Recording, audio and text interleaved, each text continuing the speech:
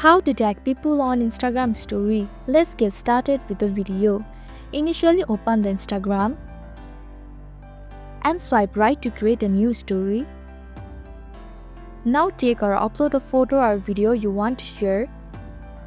After capturing or selecting your media, tap on the text icon at the top.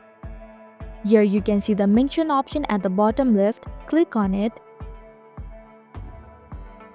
Furthermore, type the username of the person you want to tag. Instagram will suggest account as you type. Select the correct person from the suggestion, and the username will appear on your story. You can also change the font.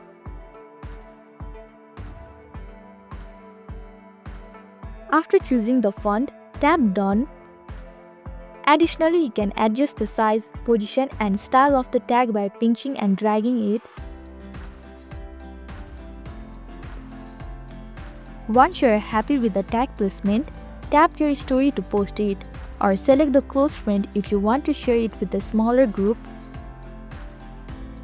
And that's it. This is how to tag people on Instagram story.